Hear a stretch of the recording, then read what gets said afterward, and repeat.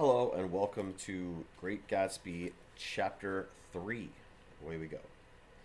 There was music from my neighbor's house through the summer nights. In his blue gardens, men and girls came and went like moths among the whisperings and the champagne and the stars. At high tide in the afternoon, I watched his guests diving from the tower of his raft or taking the sun on the hot sand of his beach while his two motorboats slit the waters of the Sound, drawing aquaplanes over cataracts of foam.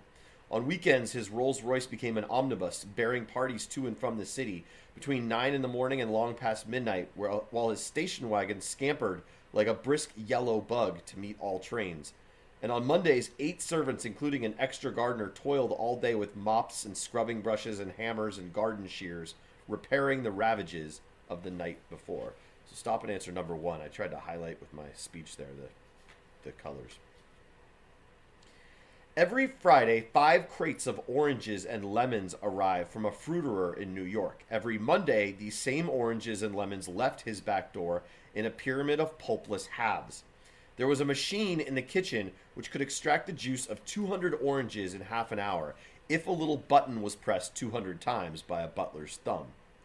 At least once a fortnight, it's once every 2 weeks, a corps of caterers came down with several hundred feet of canvas and enough colored lights to make a Christmas tree of Gatsby's enormous garden.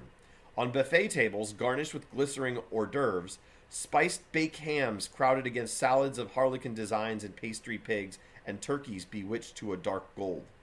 In the main hall, a bar with a real brass rail was set up and stocked with gins and liquors and with cordials so long forgotten that most of his female guests were too young to know one from another. By 7 o'clock, the orchestra has arrived. No thin 5-piece affair, but a whole pit full of oboes and trombones and saxophones and viols and cornets and piccolos and low and high drums. The last swimmers have come in from the beach now and are dressing upstairs. The cars from New York are parked 5 deep in the drive, and already the halls and salons and verandas are gaudy with primary colors and hair shorn in strange new ways and shawls beyond the dreams of Castile.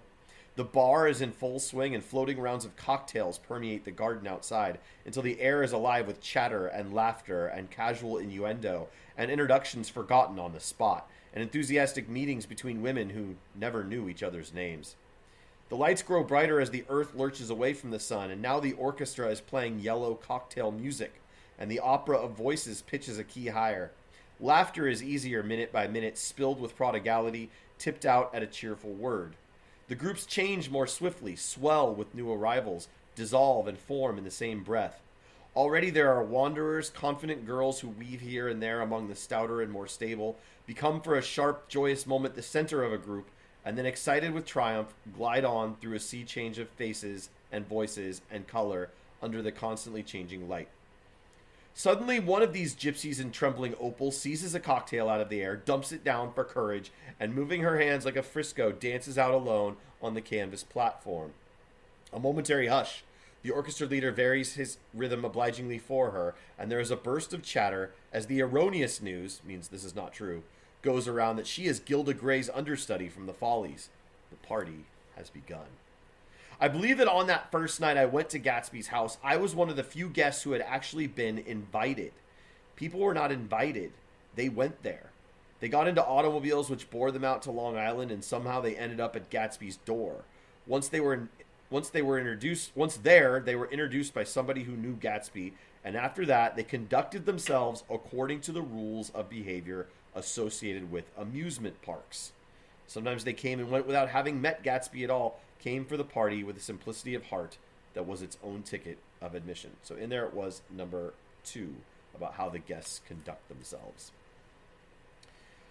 I had actually been invited. A chauffeur in a uniform of robin's egg blue crossed my lawn early that Saturday morning with a surprisingly formal note from his employer.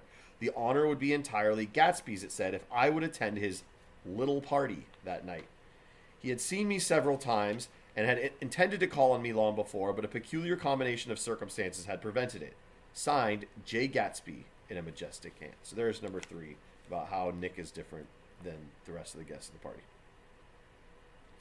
Dressed up in white flannels, I went over to his lawn a little after 7 and wandered around rather ill at ease among swirls and eddies of people I didn't know, though here and there was a face I had noticed on the commuting train.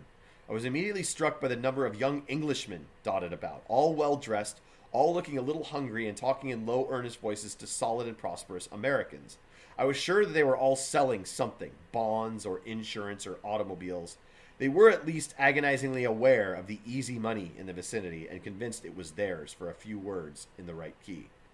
As soon as I arrived, I made an attempt to find my host, meaning Gatsby, but the 2 or 3 people of whom I asked his whereabouts stared at me in such an amazed way and denied so vehemently any knowledge of his movements that I slunk off in the direction of the cocktail table, the only place in the garden where a single man could linger without looking purposeless and alone.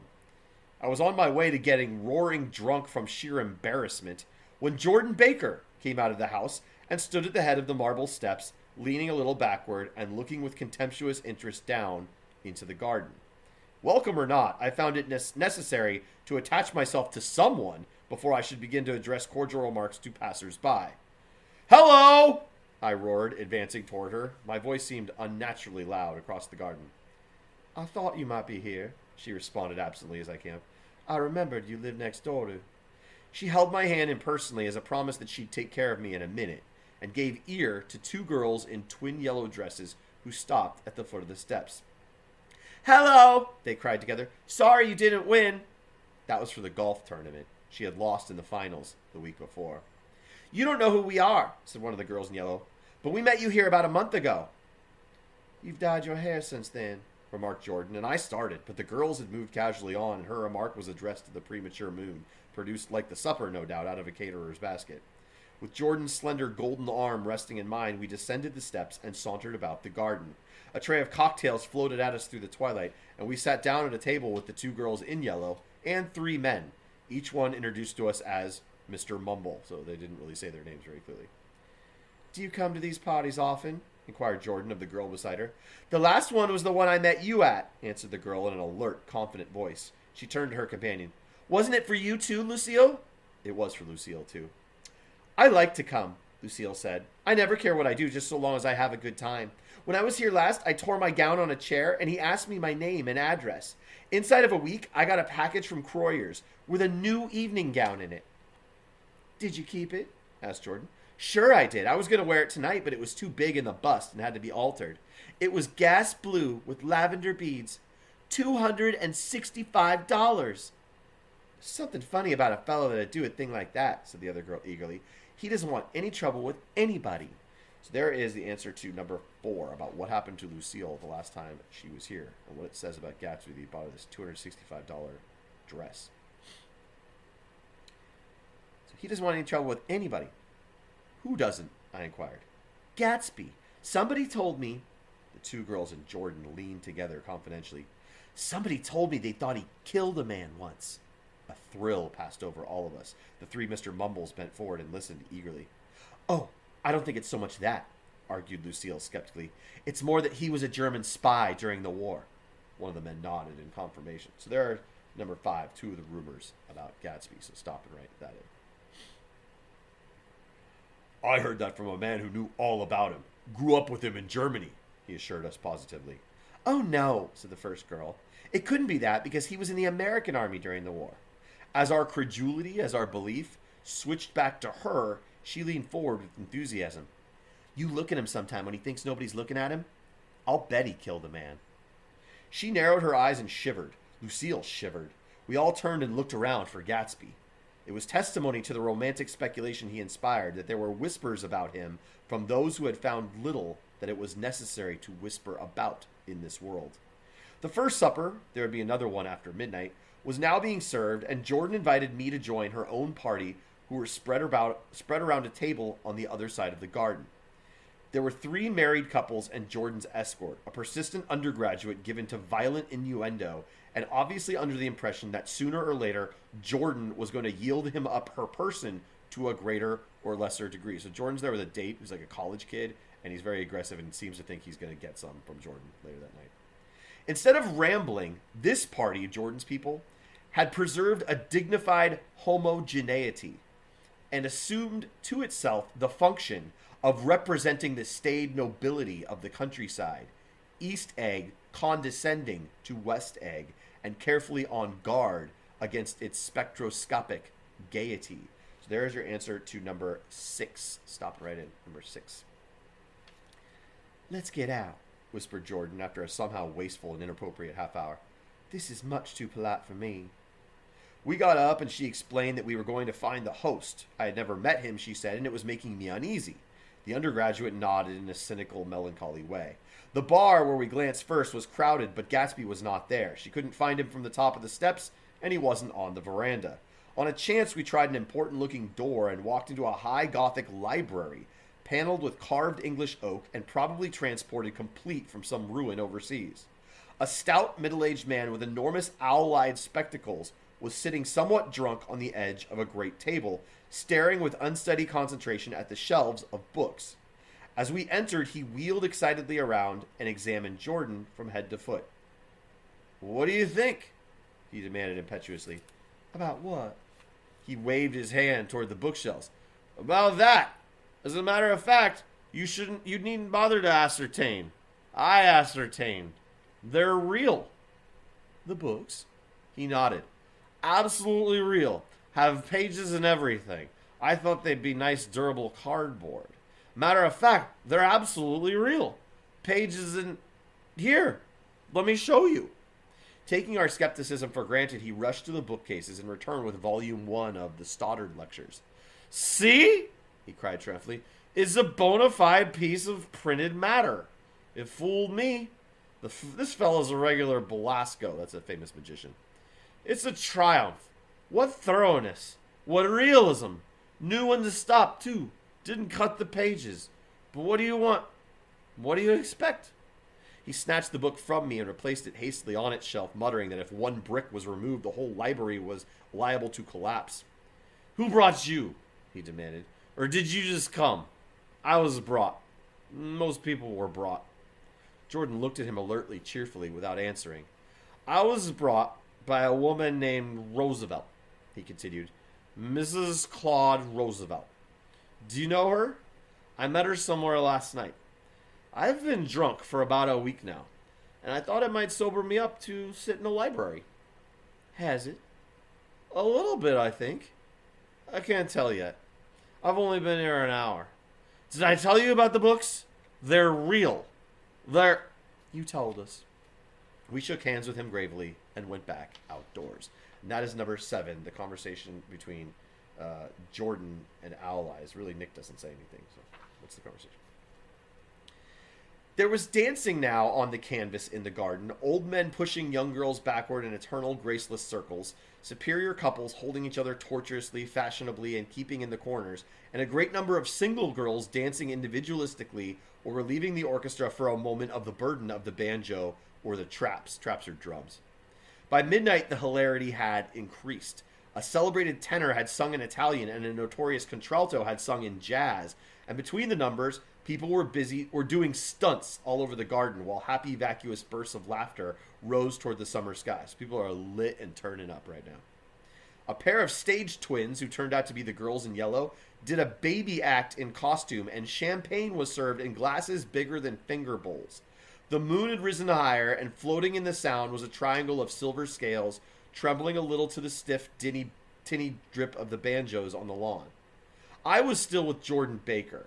We were sitting at a table with a man of about my age and a rowdy little girl who gave way upon the slightest provocation to uncontrollable laughter. I was enjoying myself now. I had taken 2 finger bowls of champagne, and the scene had changed before my eyes into something significant, elemental, and profound. At a lull in the entertainment, the man looked at me and smiled. "Your face is familiar," he said politely. "Weren't you in the 3rd Division during the war?" "Why, yes. I was in the 9th Machine Gun Battalion." "I was in the 7th Infantry until June 1918. I knew I'd seen you somewhere before." We talked for a moment about some wet, gray little villages in France. Evidently, he lived in this vicinity, for he told me that he had just bought a hydroplane, and was going to try it out in the morning. "Want to go with me, old sport?" "Just near the shore, along the Sound." "What time?" "Any time that suits you best." It was on the tip of my tongue to ask his name when Jordan looked around and smiled. "Having a gay time now?" she inquired. "Much better." I turned again to my new acquaintance. "This is an unusual party for me. I haven't even seen the host. I live over there." I waved my hand at the invisible hedge in the distance. and this man Gatsby sent over his chauffeur with an invitation. For a moment, he looked at me as if he failed to understand. I'm Gatsby, he said suddenly. What? I exclaimed. Oh, I beg your pardon. I thought you knew, old sport. I'm afraid I'm not a very good host. He smiled understandingly, much more than understandingly. It was one of those rare smiles with the quality of eternal reassurance in it that you may come across 4 or 5 times in life. It faced, or seemed to face, the whole external world for an instant, and then concentrated on you with an irresistible prejudice in your favor. It understood you just so far as you wanted to be understood, believed in you as you would like to believe in yourself, and assured you that it had precisely the impression of you that, at your best, you hoped to convey. Precisely at that point, it vanished, and I was looking at an elegant young roughneck, a year or two over 30, whose elaborate formality of speech just missed being absurd. Sometime before he introduced himself, I got a strong impression that he was picking his words with care. Almost at the moment when Mr. Gatsby identified himself, a butler hurried toward him with the information that Chicago was calling him on the wire. He excused himself with a small bow that included each of us in turn. If you want anything, just ask for it, old sport, he urged me. Excuse me, I will rejoin you later. When he was gone, I turned immediately to Jordan, constrained to assure her of my surprise. I had expected that Mr. Gatsby would be a florid and corpulent, means like a pale, fat guy, in his middle years. Who is he? I demanded. Do you know? He's just a man named Gatsby. Where is he from, I mean, and what does he do? Now you're started on the subject, she answered with a wan smile. Well, he told me once he was an Oxford man. A dim background started to take shape behind him, but at her next remark it faded away. However, I don't believe it. Why not? I don't know, she insisted. I just don't think he went there. Something in her tone reminded me of the other girls I think he killed a man, and had the effect of stimulating my curiosity. I would have accepted without question the information that Gatsby sprang from the swamps of Louisiana or the lower east side of New York. That was comprehensible. But young men didn't, at least in my provincial experience, I believe they didn't, drift coolly out of nowhere and buy a palace on Long Island Sound. Anyhow, he gives large parties, said Jordan, changing the subject with an urban distaste for the concrete. And I like large parties. They're so intimate. At small parties, there isn't any privacy. So there is your answer to number 9. And I don't think I stopped at number 8. So make sure you stop and go back there. Yeah, I didn't. Number 8 was on the last page, and that was number 9. There was the boom of a bass drum, and the voice of the orchestra leader rang out suddenly above the echolalia of the garden. That's a tough word. Ladies and gentlemen, he cried, at the request of Mr. Gatsby, we are going to play for you Mr. Vladimir Tostof's latest work, which attracted so much attention at Carnegie Hall last May. If you read the papers, you know there was a big sensation. He smiled with jovial condescension and added, some sensation, whereupon everybody laughed. The piece is known, he concluded lustily, as Vladimir Tostof's Jazz History of the World. The nature of Mr. Tostof's composition eluded me, because just as it began, my eyes fell on Gatsby, standing alone on the marble steps and looking from one group to another with approving eyes. His tan skin was drawn attractively tight on his face, and his short hair looked as though it were trimmed every day. I could see nothing sinister about him. I wondered if the fact that he was not drinking helped to set him off from his guests, for it seemed to me that he grew more correct as the fraternal hilarity increased. When the Jazz History of the World was over, girls were putting their heads on men's shoulders in a puppyish convivial way. Girls were swooning backward playfully into men's arms, even into groups knowing that someone would arrest their falls. But no one swooned backward on Gatsby, and no French bob touched Gatsby's shoulder, and no singing quartets were formed with Gatsby's head for one link. I beg your pardon. Gatsby's butler was suddenly standing beside us. Miss Baker, he inquired, I beg your pardon, but Mr. Gatsby would like to speak to you alone. With me? She exclaimed in surprise. Yes, madame. She got up slowly, raising her eyebrows at me in astonishment, and followed the butler toward the house. I noticed that she wore her evening dress, like all her dresses, like sports clothes. There was a jauntiness about her movements, as if she had first learned to walk upon golf courses on clean, crisp mornings. I was alone, and it was almost 2. For some time, confused and intriguing sounds had issued from a long, many-windowed room which overhung the terrace. Eluding Jordan's undergraduate, who was now engaged in an obstetrical conversation with two chorus girls and who implored me to join him, I went inside. The large room was full of people. One of the girls in yellow was playing the piano, and beside her stood a tall, red-haired young lady from a famous chorus, engaged in song. She had drunk a quantity of champagne, and during the course of her song, she decided ineptly that everything was very, very sad. She was not only singing, she was weeping, too. Whenever there was a pause in the song, she filled it with gasping, broken sobs, and then took up the lyric again in a quavering soprano. The tears coursed down her cheeks. Not freely, however, for when they came into contact with her heavily beaded eyelashes, they assumed an inky color and pursued the rest of their way in slow black rivulets. A humorous suggestion was made that she sing the notes on her face, whereupon she threw up her hands, sank into a chair, and went off into a deep, vinous sleep. She had a fight with a man who says he's her husband, explained a girl at my elbow. I looked around. Most of the remaining women were now having fights with men said to be their husbands. Even Jordan's party, the quartet from East Egg, were rent asunder by dissension. So even Jordan's party, who think they're all better than everyone else, they're fighting with each other. One of the men was talking with curious intensity to a young actress, and his wife, after attempting to laugh at the situation in a dignified and indifferent way, broke down entirely and resorted to flank attacks. At intervals, she appeared suddenly at his side like an angry diamond and hissed, "You promised!" into his ear. So she's pissed that he's flirting with like an actress. The reluctance to go home was not confined to wayward men. The hall was at present occupied by two deplorably sober men and their highly indignant wives. The wives were sympathizing with each other in slightly raised voices. "Whenever he sees I'm having a good time, he wants to go home. Never heard anything so selfish in my life. We're always the first ones to leave. So are we." "Well, we're almost the last tonight," said one of the men sheepishly. "The orchestra left half an hour ago." In spite of the wives' agreement that such malevolence was beyond credibility, the dispute ended in a short struggle, and both wives were lifted, kicking, into the night. As I waited for my hat in the hall, the door of the library opened, and Jordan Baker and Gatsby came out together. He was saying some last word to her, but the eagerness in his manner tightened abruptly into formality as several people approached him to say goodbye. Jordan's party were calling impatiently to her from the porch, but she lingered for a moment to shake hands. "I've just heard the most amazing thing," she whispered. "How long were we in there?" "Why, about an hour." "It was simply amazing," she repeated abstractedly. "But I swore I wouldn't tell it, and here I am tantalizing you." She yawned gracefully in my face. "Please come and see me. Phone book, under the name of Mrs. Sigourney Howard, my aunt."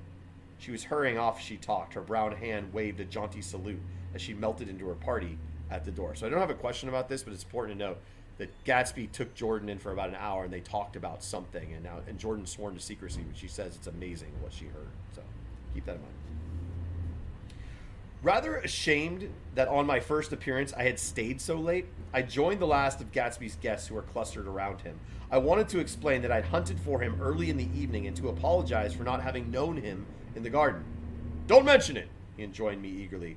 "Don't give it another thought, old sport." The familiar expression held no more familiarity than the hand which reassuringly brushed my shoulder. "And don't forget, we're going up to the hydroplane tomorrow morning at 9 o'clock. So there is number 11. And again, I did not stop and answer number 10. So make sure you go back and do that. I am blowing it today. But that is number 11. Then the butler, behind his shoulder. "Philadelphia wants you on the phone, sir." "All right, in a minute. Tell them I'll be right there. Good night. Good night. Good night." He smiled, and suddenly there seemed to be a pleasant significance in having been among the last to go, as if he had desired it so all the time. "Good night, old sport. Good night." But as I walked down the steps, I saw that evening was not quite over. 50 feet from the door, a dozen headlights illuminated a bizarre and tumultuous scene. In the ditch beside the road, right side up but violently shorn of one wheel, rested a new coupe which had left Gatsby's drive not 2 minutes before. The sharp jut of a wall accounted for the detachment of the wheel, which was now getting considerable attention from half a dozen curious chauffeurs. However, as they had left their cars blocking the road, a harsh, discordant din from those in the rear had been audible for some time, and added to the already violent confusion of the scene. A man in a long duster had dismounted from the wreck and now stood in the middle of the road, looking from the car to the tire and from the tire to the observers in a pleasant, puzzled way. "See?" he explained. "It went in the ditch." The fact was infinitely astonishing to him, and I recognized first the unusual quality of wonder and then the man. It was the late patron of Gatsby's library. "How'd it happen?" He shrugged his shoulders. "I know nothing whatever about mechanics," he said decisively. "But how did it happen? Did you run into the wall?" "Don't ask me," said Owl Eyes, washing his hands of the whole matter. "I know very little about driving. Next to nothing. It happened. That's all I know." "Well, if you're a poor driver, you oughtn't to try driving at night." "But I wasn't even trying," he explained indignantly. "I wasn't even trying." An odd hush fell upon the bystanders. "Do you want to commit suicide? You're lucky it was just a wheel. A bad driver not even trying?" "A bad driver and not even trying." "You don't understand," explained the criminal. "I wasn't driving. There's another man in the car." The shock that followed this declaration found voice in a sustained "ah" as the door of the coupe swung slowly open. The crowd, it was now a crowd, stepped back involuntarily, and when the door had opened wide, there was a ghostly pause. Then, very gradually, part by part, a pale, dangling individual stepped out of the wreck, pawing tentatively at the ground with a large, uncertain, dancing shoe. Blinded by the glare of the headlights and confused by the incessant groaning of the horns, the apparition stood swaying for a moment before he perceived the man in the duster. "What does it matter?" he inquired calmly. "Did we run out of gas?" "Look!" Half a dozen fingers pointed to the amputated wheel. He stared at it for a moment and then looked upward as though he suspected it had dropped from the sky. "It came off," someone explained. He nodded. "At first, I didn't notice we'd stopped." A pause, then taking a long breath and straightening his shoulders, he remarked in a determined voice, "Wonder if he'll tell me where's the gasoline station?" At least a dozen men, some of them a little better off than he was, explained to him that wheel and car were no longer joined by any physical bond. "I'll just back out," he suggested after a moment. "I'll put her in reverse." "But the wheel's off!" He hesitated. "No harm in trying," he said. And there's your answer to number 12 about the scene Nick witnesses as he leaves the party scene outside. The caterwauling horns had reached a crescendo, and I turned away and cut across the lawn toward home. I glanced back once. A wafer of a moon was shining over Gatsby's house, making the night fine as before and surviving the laughter and the sound of his still glowing garden. A sudden emptiness seemed to flow now from the windows and the great doors, endowing with complete isolation the figure of the host who stood on the porch, his hand up in a formal gesture of farewell. Later, Dick. Reading over what I have written so far, I see I have given the impression that the events of 3 nights several weeks apart were all that absorbed me. On the contrary, they were merely casual events in a crowded summer, and until much later, they absorbed me infinitely less than my personal affairs. Most of the time, I worked. In the early morning, the sun threw my shadow westward as I hurried down the white chasms of lower New York to the Probity Trust. I knew the other clerks and young bond salesmen by their first names, and lunched with them in dark, crowded restaurants on little pig sausages and mashed potatoes and coffee. I even had a short affair with a girl who lived in Jersey City and worked in the accounting department, but her brother began throwing mean looks in my direction, so when she went on her vacation in July, I let it blow quietly away. I took dinner usually at the Yale Club. For some reason, it was the gloomiest event of my day, and then I went upstairs to the library and studied investments and securities for a conscientious hour. There were generally a few rioters around, but they never came into the library, so it was a good place to work.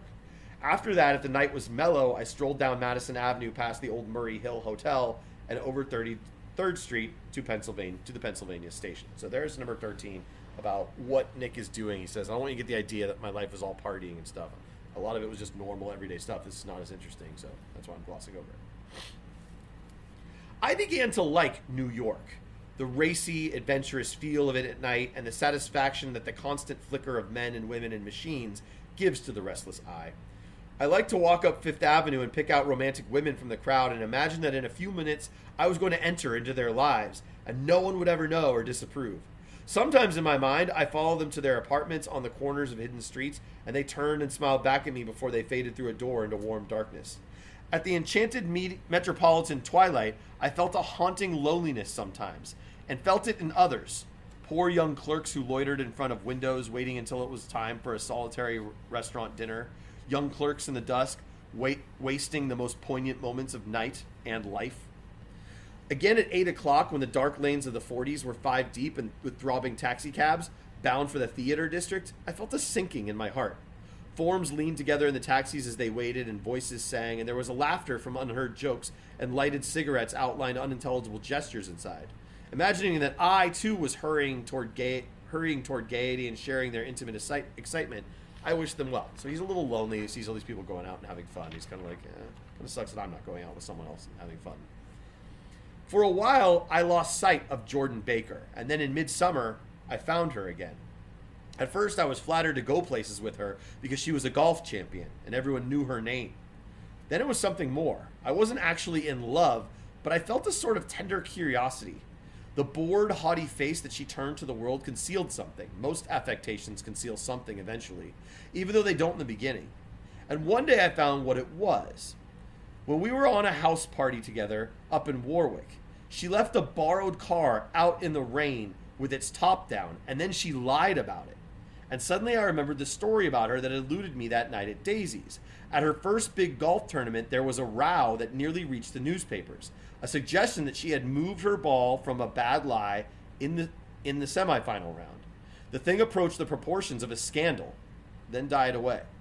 A caddy retracted his statement, and the only other witness admitted that he might have been mistaken. The incident and the name had remained together in my mind. Jordan Baker instinctively avoided clever, shrewd men, and now I saw that this was because she felt safer on a plane where any divergence from a code would be thought impossible. She was incurably dishonest. She wasn't able to endure being at a disadvantage, and given this unwillingness, I suppose she had begun dealing in subterfuges when she was very young in order to keep that cool, insolent smile turned to the world and yet satisfy the demands of her hard, jaunty body. So there is number 14. He tells a couple stories about Jordan being incurably dishonest. Now he's about to say something kind of sexist, but sort of pathetic by him too. It made no difference to me that she lied. Dishonesty in a woman is a thing you never blame deeply. So he's saying that you just, as long as a girl is good looking, like, you just expect those women to be dishonest. You don't really worry that much about it. I was casually sorry, and then I forgot. It was on that same house party that we had a curious conversation about driving a car. It started because she passed so close to some workmen that our fender flicked a button on one man's coat. "You're a rotten driver," I protested. "Either you ought to be more careful or you oughtn't to drive at all." "I am careful." "No, you're not." "Well, other people are," she said lightly. "What's that got to do with it?" "They'll keep out of my way," she insisted. "It takes two to make an accident." "But suppose you met somebody just as careless as yourself." "I hope I never will," she answered. "I hate careless people. That's why I like you." Her gray, sun-strained eyes stared straight ahead, but she had deliberate... Oh, sorry, that's number 15 right there. Number 15, conversation about driving and what she says and what he says. What was that show about it? Number 15. Her gray, sun-strained eyes stared straight ahead, but she had deliberately shifted our relations, and for a moment, I thought I loved her. But I am slow thinking and full of interior rules that act as brakes on my desires. And I knew that first I had to get myself definitely out of that tangle back home. Remember, he had a girlfriend back home. And a lot of people said they thought she was going to get engaged. So apparently he's never officially broken that off with her. I've been writing letters once a week and signing them "Love, Nick." And all I could think of was how, when that certain girl played tennis, a faint mustache of perspiration appeared on her upper lip. Nevertheless, there was a vague understanding that had to be tactfully broken off before I was free. He has to really break up with her before he gets involved in something serious with Jordan. Everyone suspects himself of at least one of the cardinal virtues, and this is mine. I am one of the few honest people that I have ever known. And that's the end of chapter 3 and also the answer to number 16. Thanks for coming. I'll see you next time.